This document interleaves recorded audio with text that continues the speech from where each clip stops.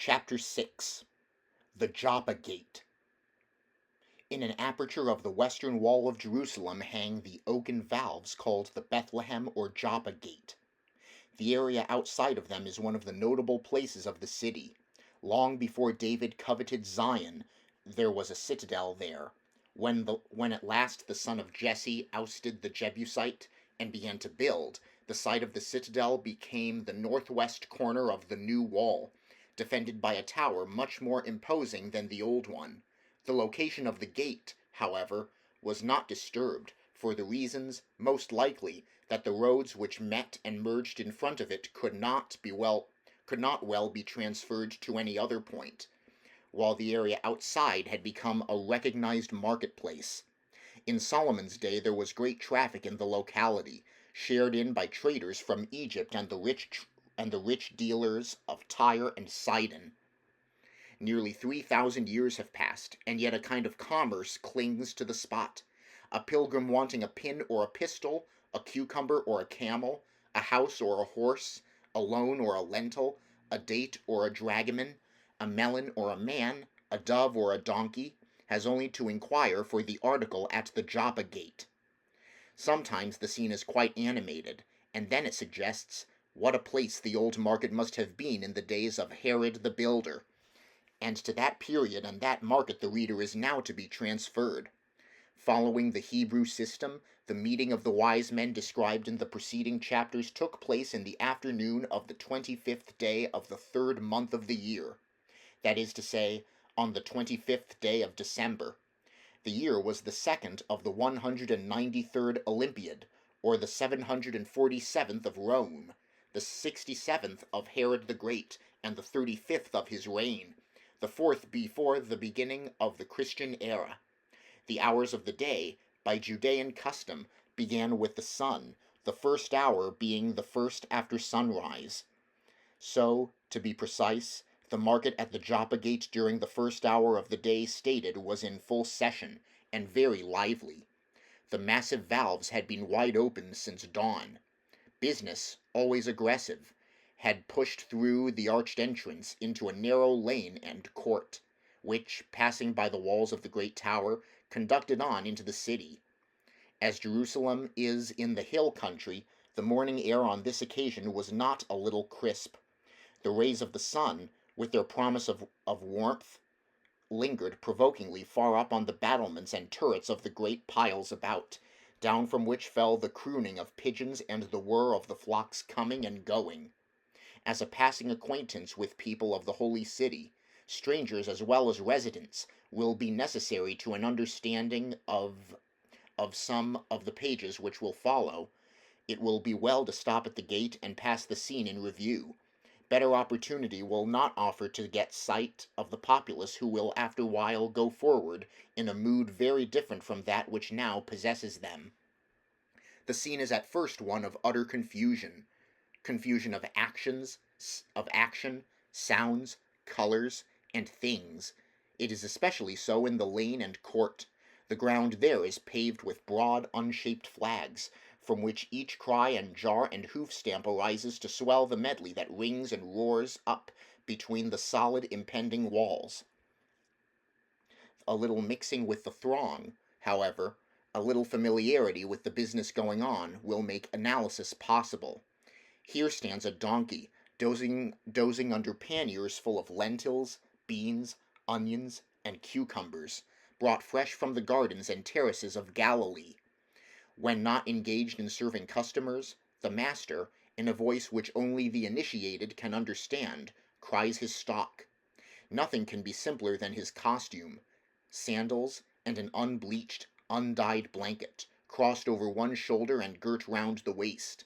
Nearby, and far more imposing and grotesque, though scarcely as patient as the donkey, kneels a camel, raw-boned, rough, and grey, with long shaggy tufts of fox-colored hair under its throat, neck, and body, and a load of boxes and baskets curiously arranged upon an enormous saddle.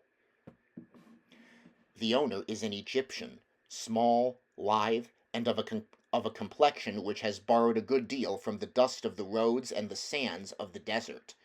He wears a faded tarbouche, a loose gown, sleeveless, unbelted, and dropping from the neck to the knee. His feet are bare. The camel, restless under the load, groans and occasionally shows its teeth.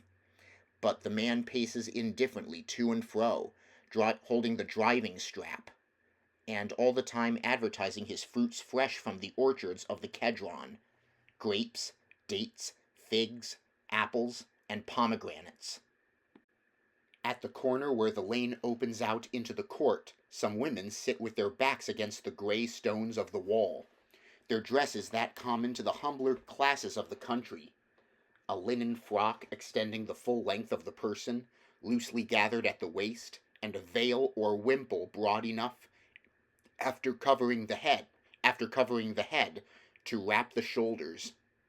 Their merchandise is contained in a number of earthen jars, such as are still used in the East for bringing water from the wells, and some leathern bottles. Among the jars and bottles, rolling upon the stony floor, regardless of the crowd and cold, often in danger but never hurt, play half a dozen half-naked children, their brown bodies, jetty eyes, and thick black hair attesting the blood of Israel. Sometimes, from under the wimples, the mothers look up, and in the vernacular modestly bespeak their trade. In the bottles honey of grapes, in the jars strong drink. Their entreaties are usually lost in the general uproar, and they fare illy against the many competitors, brawny fellows with bare legs, dirty tunics, and long beards, going about with bottles lashed to their backs, and shouting, "Honey of wine! Grapes of En-Gedi!" When a customer halts one of them, round comes the bottle, and, upon lifting the thumb from the nozzle, out into the ready cup gushes the deep red blood of the luscious berry. Scarcely less blatant are the dealers in birds, doves, ducks, and frequently the singing bulbul, or nightingale, most frequently pigeons, and buyers, receiving them from the nets, seldom fail to think of the perilous life of the catchers, bold climbers of the cliffs, now hanging with hand and foot to the face of the crag, now swinging in a basket far down the mountain fissure. Blent with peddlers of jewelry, sharp men cloaked in scarlet and blue, top-heavy under prodigious white turbans, and fully conscious of the power there is in the luster of a ribbon and the incisive gleam of gold, whether in bracelet or necklace, or in rings for the finger or the nose, and with peddlers of household utensils, and with dealers in wearing apparel, and with retailers of unguents for anointing the person, and with hucksters of all articles, fanciful as well as of need, hither and thither, tugging at halters and ropes, now screaming, now coaxing, toil the vendors of animals: donkeys, horses, calves, sheep, bleating kids, and awkward camels, animals of every kind except the outlawed swine. All these are there, not singly, as described, but many times repeated, not in one place, but everywhere in the market. Turning from this scene in the lane and court, this glance at the sellers and their commodities, the reader has need to give attention, in the next place, to visitors and buyers, for which the best studies will be found outside the gates, where the spectacle is quite as varied and animated. Indeed, it may be more so, for there are superadded the effects of tent, booth, and souk, greater space, larger crowd, more unqualified freedom, and the glory of the eastern sunshine.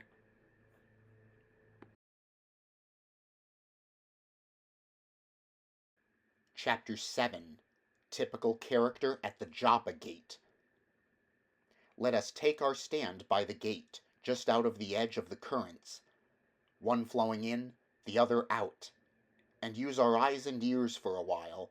In good time, here come two men of a most noteworthy class. "God, how cold it is," says one of them, a powerful figure in armor, on his head a brazen helmet, on his body a shining breastplate and skirts of mail. How cold it is! Dost thou remember, my Caius, that vault in the Comitium at home, which the Flamens say is the entrance to the lower world? By Pluto, I could stand there this morning long enough at least to get warm again.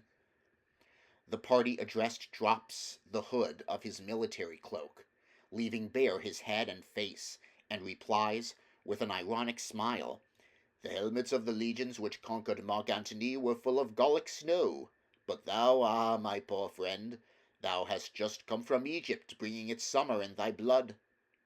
And with the last word they disappear through the entrance. Though they had been silent, the armor and the sturdy step would have published them Roman soldiers. From the throng a Jew comes next, meagre of frame, round-shouldered, and wearing a coarse brown robe. Over his eyes and face, and down his back, hangs a mat of long, uncombed hair.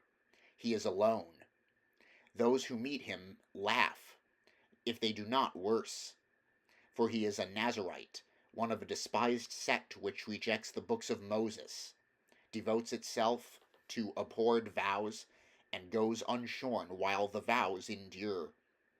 As we watch his retiring figure, suddenly there is a commotion in the crowd, a parting quickly to the right and left, with exclamations sharp and decisive. Then the cause comes. A man, Hebrew in feature and dress. The mantle of snow-white linen, held to his head by cords of yellow silk, flows free over his shoulders. His robe is richly embroidered. A red sash with fringes of gold wraps his waist several times. His demeanor is calm. He even smiles upon those who, with such rude haste, make room for him. A leper?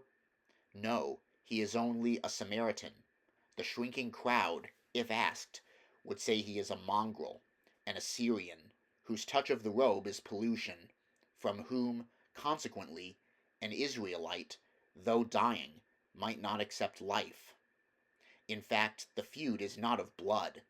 When David set his throne here on Mount Zion, with only Judah to support him, the 10 tribes betook themselves to Shechem, a city much older, and, at that date, infinitely richer in holy memories.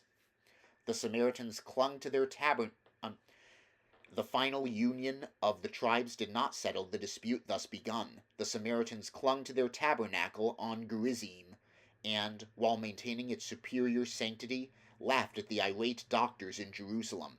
Time brought no assuagement of the hate. Under Herod, conversion to the faith was open to all the world except the Samaritans. They alone were absolutely and forever shut out from communion with Jews. As the Samaritan goes in under the arch of the gate, out come 3 men so unlike all whom we have yet seen that they fix our gaze, whether we will or not. They are of unusual stature and immense brawn. Their eyes are blue, and so fair is their complexion that the blood shines through the skin like blue penciling. Their hair is light and short. Their heads, small and round, rest squarely upon necks columnar as the trunks of trees. Woolen tunics, open at the breast, sleeveless and loosely girt, drape their bodies, leaving bare arms and legs of such development that they at once suggest the arena. And when thereto we add their careless, confident, insolent manner, we cease to wonder that the people give them way, and stop after they have passed to look at them again. They are gladiators, wrestlers, runners, boxers, swordsmen, professionals unknown in Judea before the coming of the Roman, fellows who, what time they are not in training, may be seen strolling through the king's gardens or sitting with the guards at the palace gates. Or possibly they are visitors from Caesarea, Sebaste, or Jericho, in which Herod, more Greek than Jew, and with all a Roman's love of games and bloody spectacles, has built vast theaters, and now keeps schools of fighting men, drawn, as is the custom, from the Gallic provinces or the Slavic tribes on the Danube. "By Bacchus," says one of them, drawing his clenched hand to his shoulder, "their skulls are not thicker than eggshells." The brutal look which goes with the gesture disgusts us, and return happily to something more pleasant. Opposite us is a fruit stand. The proprietor has a bald head, a long face, and a nose like the beak of a hawk. He sits upon a carpet spread upon the dust. The wall is at his back. Overhead hangs a scant curtain. Around him, within hand's reach and arranged upon little stools, lie osier boxes full of almonds, grapes, figs, and pomegranates. To him now comes one at whom we cannot help looking, though for another reason than that which fixed our eyes upon the gladiators. He is really beautiful. A beautiful Greek. Around his temples, holding the waving hair, is a crown of myrtle, to which still cling the pale flowers and half-ripe berries. His tunic, scarlet in color, is of the softest woolen fabric, below the girdle of buff leather, which is clasped in front by a fantastic device of shining gold. The skirt drops to the knee and folds heavy with embroidery of the same royal metal. A scarf, also woolen, and of mixed white and yellow, crosses his throat and falls trailing at his back. His arms and legs, where exposed, are white as ivory, and of the polish impossible except by perfect treatment with bath, oil, brushes, and pincers. The dealer, keeping his seat, bends forward, and throws his hands up until they meet in front of him, palm downwards and fingers extended. "What hast thou this morning, O son of Paphos?" says the young Greek, looking at the boxes rather than at the Cypriote. "I am hungry. What hast thou for breakfast?" "Fruits from the Pedius, genuine, such as the singers of Antioch take of mornings to restore the waste of their voices," the dealer answers, in a querulous nasal tone. "A fig, but not one of thy best, for the singers of Antioch," says the Greek. "Thou art a worshipper of Aphrodite, and so am I, as the myrtle I wear proves. Therefore I tell thee their voices have the chill of a Caspian wind. Seest thou this girdle, a gift of the mighty Salome—" "The king's sister!"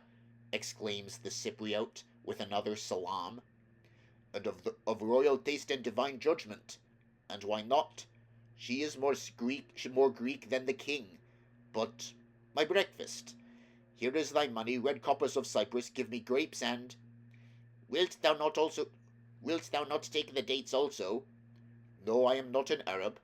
"Nor figs?" That would be to make me a Jew. No, nothing but the grapes. Never waters mixed so sweetly as the blood of the Greek and the blood of the grape." The singer in the grimed and seething market, with all his airs of the court, is a vision not easily shut out of mind by such as see him.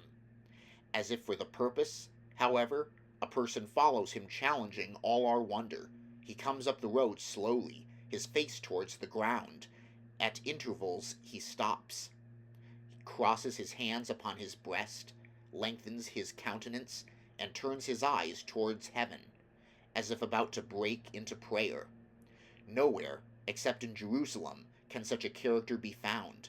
On his forehead, attached to the band which keeps the mantle in place, projects a leathern case, square in form. Another similar case is tied by a thong to the left arm. The borders of his robe are decorated with deep fringe, and by such signs, the phylacteries, the enlarged borders of the garment, and the savor of intense holiness pervading the whole man, we know him to be a Pharisee, one of an organization, in religion a sect, in politics a party, whose bigotry and power will shortly bring the world to grief. The densest of the throng outside the gates covers the road leading off to Joppa. Turning from the Pharisee, we are attracted by some parties who, as subjects of study, opportunely separate themselves from the motley crowd.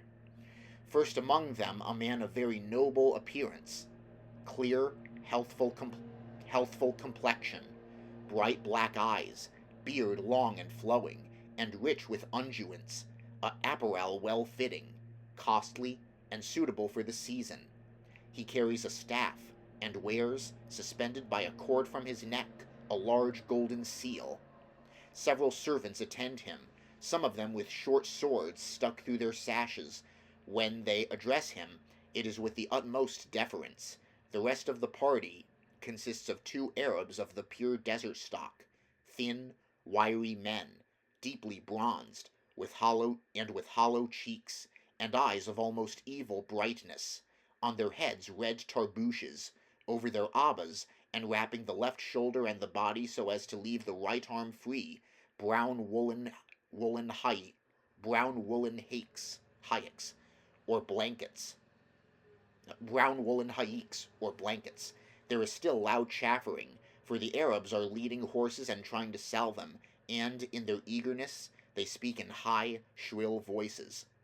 The courtly person leaves the talking mostly to his servants. Occasionally he answers with much dignity. Directly, seeing the Cypriote, he stops and buys some figs. And when the whole party has passed the portal, close after the Pharisee, if we betake ourselves to the dealer in fruits, he will tell, with a wonderful salaam, that the stranger is a Jew, one of the princes of the city, who has travelled and learned the difference between the common grapes of Syria and those of Cyprus, so surpassingly rich with the dews of the sea.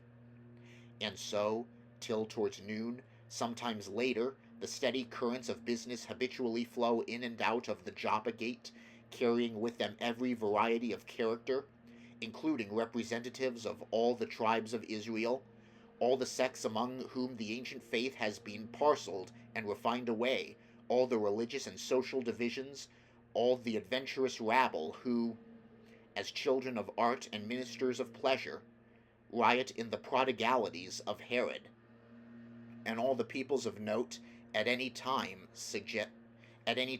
compassed by the Caesars and their predecessors, especially those dwelling within the circuit of the Mediterranean.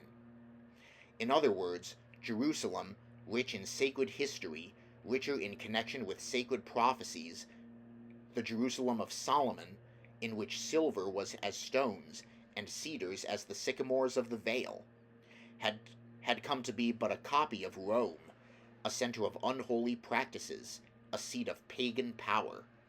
A Jewish king one day put on priestly garments and went into the Holy of Holies of the first temple to offer incense, and he came out a leper. But in the time of which we are reading, Pompey entered Herod's temple and the same Holy of Holies, and came out without harm, but finding an empty chamber, and of God not a sign.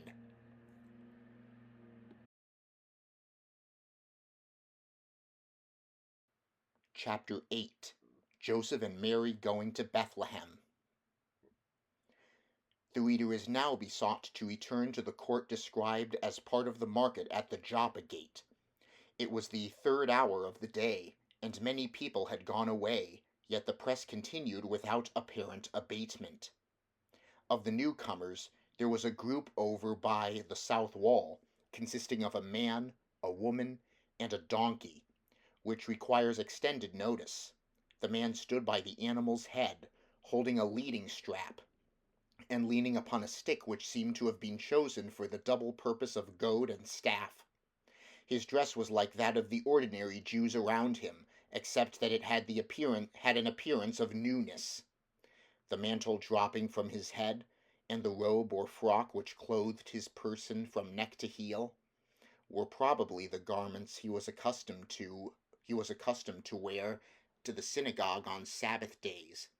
His features were exposed, and they told of 50 years of life, a surmise confirmed by the gray that streaked his otherwise black beard.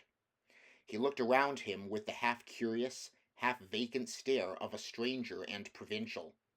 The donkey ate leisurely from an armful of green grass, of which there was an abundance in the market. In its sleepy content, the brute did not admit of disturbance from the bustle and clamor about.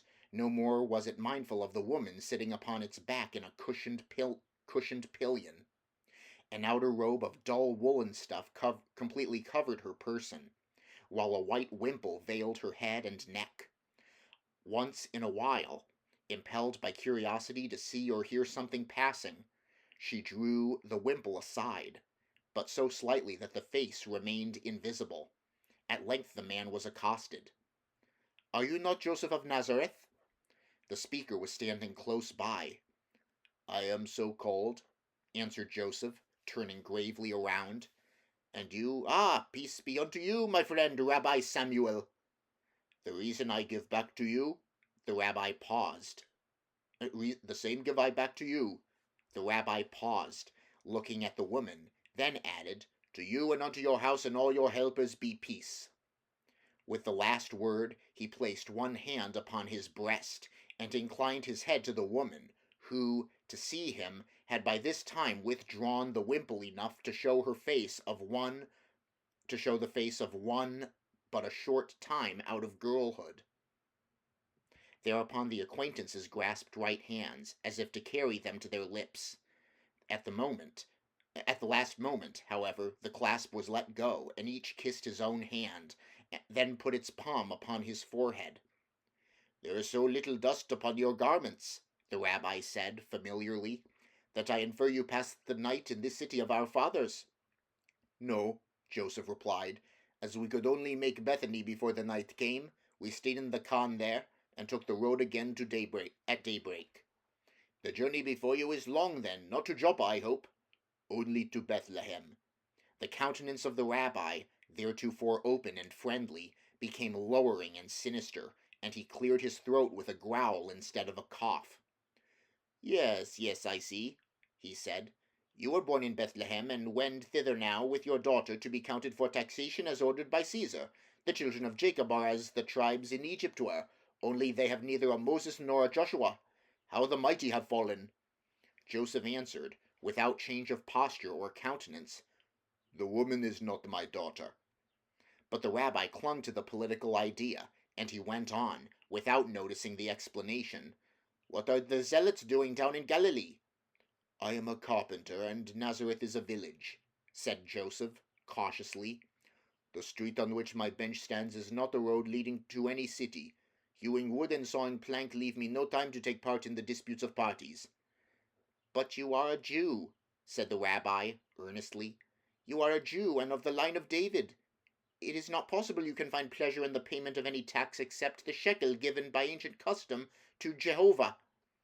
Joseph held his peace. "I do not complain," his friend continued, "of the amount of the tax. A denarius is a trifle. Oh no, the imposition of the tax is the offense. And besides, what is paying it but submission to tyranny? Tell me, is it true that Judas claims to be the Messiah? You live in the midst of his followers." "I have heard his followers say he was the Messiah," Joseph replied. At this point the wimple was drawn aside, and for an instant the whole face of the woman was exposed. The eyes of the rabbi wandered that way, and he had time to see a countenance of rare beauty, kindled by a look of intense interest. Then a blush overspread her cheeks and brow, and the veil was returned to its place. The politician forgot his subject. "Your daughter is comely," he said, speaking lower. "She is not my daughter," Joseph repeated. The curiosity of the rabbi was aroused, seeing which, the Nazarene hastened to say further, "She is the child of Joachim and Anna of Bethlehem, of whom you have at last heard, for they were of great repute." "Yes," remarked the rabbi, deferentially, "I know them. They were lineally descended from David. I knew them well." "Well, they are dead now," the Nazarene proceeded. "They died in Nazareth. Joachim was not rich, yet he left a house and garden to be divided between his daughters Marian and Mary. This is one of them, and to save her portion of the property the law required her to marry her next of kin. She is now my wife." "And you were—" "Her uncle." Yes, and as you were both born in Bethlehem, the Roman compels you to take her there with you to be also counted." The rabbi clasped his hands and looked indignantly to heaven, exclaiming, "The God of Israel still lives. The vengeance is his." With that he turned and abruptly departed. A stranger near by, observing Joseph's amazement, said, quietly, "Rabbi Samuel is a zealot. Judas himself is not more fierce." Joseph, not wishing to talk with the man, appeared not to hear, and busied himself gathering in a little heap the grass which the donkey had tossed abroad, after which he leaned upon his staff again, and waited. In another hour the party passed out of the gate, and, turning to the left, took the road into Bethlehem. The descent into the valley of Hinnom was quite broken, garnished here and there with straggling wild olive trees. Carefully, tenderly, the Nazarene walked by the woman's side, leading strap in hand. On their left, reaching to the south and east round Mount Zion, rose the city wall, and on their right the steep prominences which formed the western boundary of the valley. Slowly they passed the lower pool of Gihon, out of which the sun was fast driving the lessening shadow of the royal hill. Slowly they proceeded, keeping parallel with the aqueduct from the pools of Solomon, until near the site of the country house on what is now called the Hill of Evil Counsel. There they began to ascend to the plain of Rephaim. The sun streamed garishly over the stony face of the famous locality, and under its influence Mary, the daughter of Joachim, dropped the wimple entirely and bared her head. Joseph told the story of the Philistines surprised in their camp there by David. He was tedious in the narrative, speaking with the solemn countenance and lifeless manner of a dull man. She did not always hear him. Wherever on the land men go, and on the sea ships, the face and figure of the Jew are familiar. The physical type of the race has always been the same, yet there have been some individual variations. Now he was ruddy and withal of a beautiful countenance and goodly to look to. Such was the son of Jesse when brought here before Samuel. The fancies of men have been ever since ruled by the description. Poetic license has extended the peculiarities of the ancestor to his noble descendants. So all our ideal Solomons have fair faces, and hair and beard chestnut in the shade, and of the tint of gold in the sun.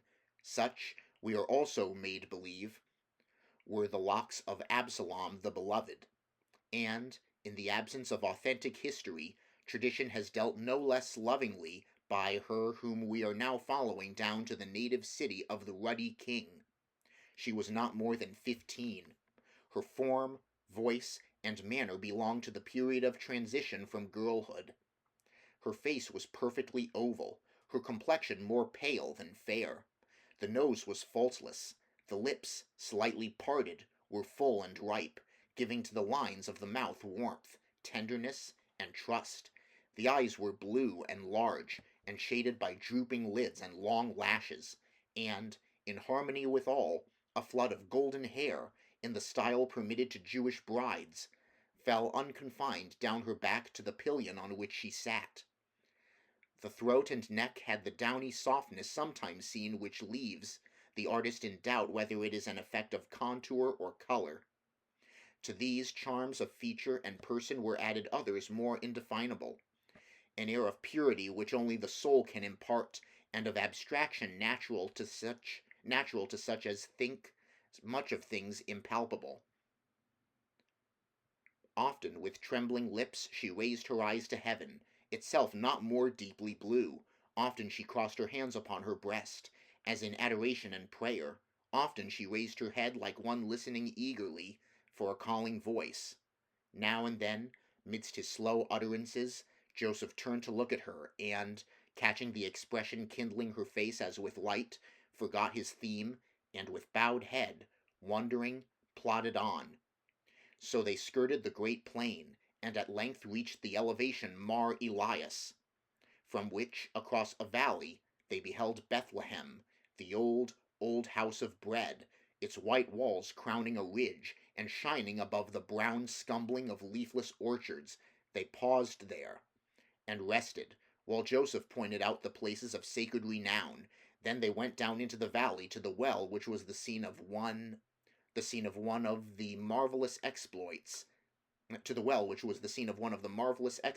of David's strong men. The narrow space was crowded with people and animals. A fear came upon Joseph, a fear lest, if the town were so thronged, there might not be house room for the gentle Mary. Without delay, he hurried on, past the pillar of stone marking the tomb of Rachel, up the gardened slope, saluting none of the many persons he met on the way, until he stopped before the portal of the khan that then stood outside the village gates, near a junction of roads.